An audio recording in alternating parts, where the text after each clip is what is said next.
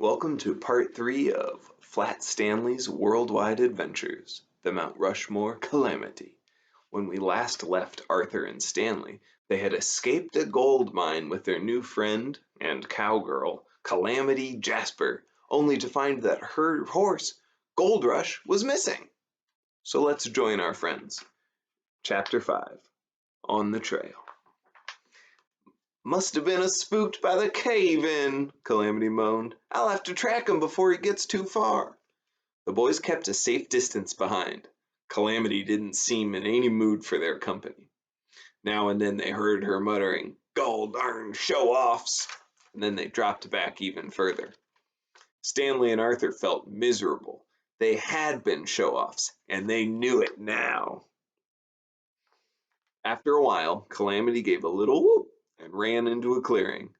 There stood Gold Rush, snorting and lathered in sweat. The cowgirl threw her arms around the horse. "Let's get you some water, fella," she said. Calamity looked around.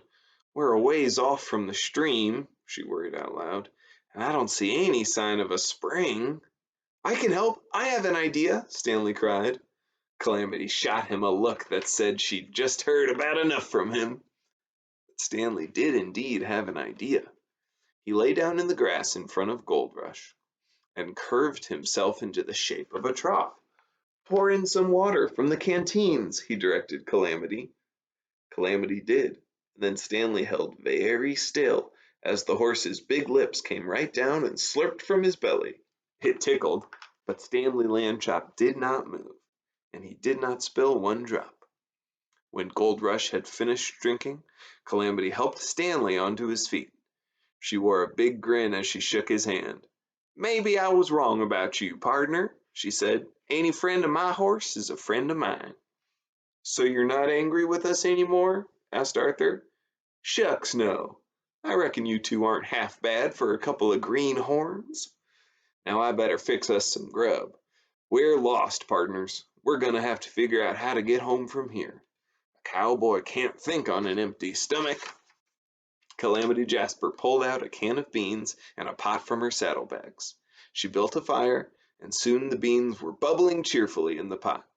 "Cowboys always carry beans for emergencies," she confided. Arthur made a mental note to carry beans with him from now on.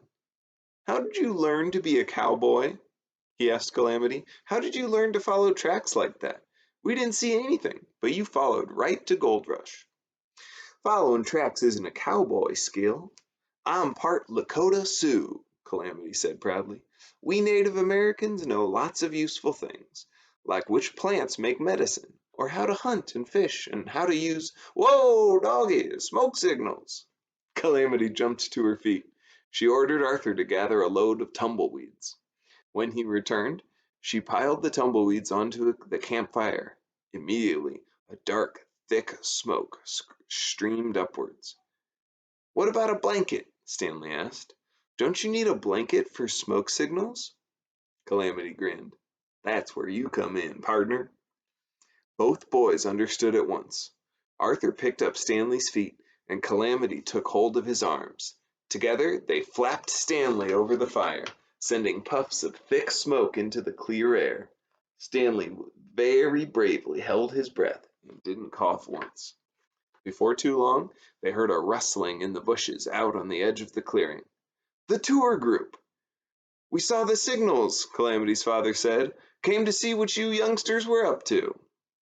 "Looks like they're up to a real Wild West time," said George Lambchop. "What a trip, eh, boys?" Chapter 6, Around the Campfire. The children were grateful to follow the tour back along the trail. As they crested Mount Rushmore over Lincoln's Face, the boys walked to the edge to take a look. The repair crew had done an excellent job. The crack was barely visible. Stanley stepped out even farther. "See, Arthur," he boasted. "See, I can too stand out here." But just then a sudden gust of wind caught Stanley by surprise. It swept him off his feet, and he went skittering down Lincoln's steep forehead, coming to rest on the bridge of Lincoln's long nose. Stanley held on for dear life. He looked around. Far, far above him he saw Arthur, looking terribly worried. Suddenly he was very glad his brother had brought his authentic cowboy gear with him. "Arthur," he cried, "throw down the lasso." Arthur uncoiled his lasso and swung it around and around, aiming. Then he let go, and the rope went sailing out into the South Dakota sky and landed right in front of Stanley's outstretched hand. Calamity Jasper gave Arthur an admiring nod. "Mighty fine twirling, buckaroo," she applauded. "Mighty fine." Stanley grabbed hold of the rope and tied it around his waist. "Bring me up, Arthur," he called. Just then another gust of wind blew across the mountain. It lifted Stanley Lambchop up like a kite, up and up until the lasso was stretched taut. Stanley flew high above the tour group. "Boys," Mrs. Lambchop called when she saw what was going on, "quit horsing around." "Now, dear, the boys are just having a bit of fun," Mr. Lambchop said. "It's their vacation, too, after all. I don't see the harm." "I suppose you're right, George," Mrs. Lambchop said. "Still, I noticed Stanley smelled strongly of smoke, and that is not good for a growing boy. I'd like him to come back to camp and change his clothes. Arthur, reel your brother in now, please." When Stanley was back on Earth, Mr. Lambchop invited Calamity to join them for a cookout. After a delicious meal of hot dogs and hamburgers, Mrs. Lambchop said, "I believe this celebration calls for s'mores," to cheers all around.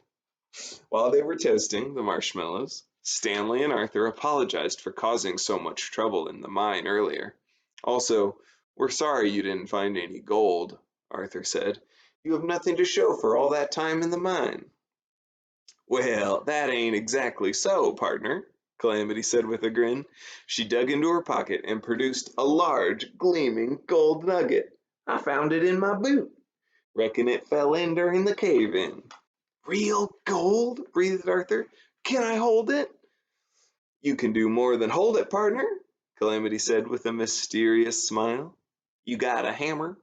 Arthur fetched the hammer they had packed to pound in the tent stakes. Calamity placed the nugget on a flat rock and brought the hammer down hard, cracking it into 3 chunks of gold. She gave one to Stanley and one to Arthur. "They're yours. You earned them," she said to the brothers. "Way I see it, without the cave-in, I wouldn't have had the gold in the first place. And without you, there wouldn't have been no cave-in." And with that, Calamity Jasper mounted her trusty steed, waved goodbye, and rode off into the sunset. Here we go. Chapter 7. There's no place like home. The next day was the last day on their vacation. Calamity was off at a rodeo, and the Lambchops were enjoying the park as a family. Many interesting activities filled the day, but Mr. and Mrs. Lambchop noticed the boys seemed subdued. "It's the lack of fresh vegetables and fruits, George," Mrs. Lambchop fretted back at the campsite that afternoon. "I dare say you're right, dear," Mr. Lambchop said. "You know the boys so well." Just as they were packing up, a park ranger strode into their camp. "Why, hello there, Bob," Mrs. Lambchop greeted him, remembering how he felt about his name. "Hello, Lambchops all," Ranger Bob said. "Sure are sorry to see you folks go." "We had a grand time," Mr. Lambchop told him, "worth every penny of our admission fees." "That's what I'm here about," said Ranger Bob. "Your brave son Stanley paid his fee like everyone else, and given what a hero he was, something doesn't seem right about that. I'm here to refund that fee, with the park's gratitude." "Excuse me," Stanley interrupted, politely, "but my brother was a hero too. If it weren't for him being out there, I would never have grabbed on the face of that rock." "I can see how that is," agreed the ranger. "Two heroes, 2 refunds it is." Then Ranger Bob personally affixed the Mount Rushmore State Park sticker on the rear window of the Lambchop's car and bid them a safe trip home. Mrs. Lambchop looked into the car, overstuffed once more. "I'm sorry, boys, but—" "No," said Stanley. "Arthur can have the space. You can mail me home. I don't mind." So the Lambchops drove to the nearest post office and slipped their elder son into a large mailing envelope, along with the rest of the graham crackers, a slice of American cheese, and a deck of cards. Insurance? Asked the postmaker. Mr. Lambchop chuckled as if the postmaker had made a good joke. No need. There's no finer postal system in the world. I say, if you can't trust the United States Postal Service to deliver a package safely, then whom can you trust? Mrs. Lambchop asked that the envelope be marked fragile, but Stanley was horrified at that suggestion. He, he did allow the postmaster to stamp "Do not bend," however. And then the four Lambchops made their way home from South Dakota, three of them in a car, and one of them in postal trucks and planes. Stanley arrived home first, refreshed by his restful trip, and helped unpack the car when his weary family appeared. It's always good to get away, Mr. Lambchop noted with a sigh, but it's always good to get back home, finished his wife.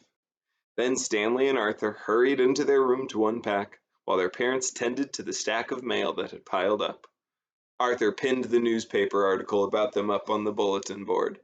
"Brother Heroes," read the headline above the photo of the boys, smiling with their arms around each other. "You know, Stanley," he said, "I don't think I ever thanked you for what you did, becoming a bridge for me to cross over." "Well, I didn't thank you either, for lassoing me when I fell down the mountain," Stanley replied. He unpacked the two gold nuggets and placed them on the bookcase. "Brotherhood is more important than gold." "Right," agreed Arthur. "And it's more important than any girl, too. Even a cowgirl." "Right," said Stanley. "Brothers above all." "Boys, there's a postcard here," Mrs. Lambchop's voice interrupted them. "It's from Calamity Jasper." "It's for me!" Stanley and Arthur each cried at the same time. "It's addressed to Cowpoke Lambchop," their mother called out. "I'll leave it here in the hall." In their haste to see whom it was for, Stanley and Arthur, the brothers above all, nearly trampled each other running out of the room. The end.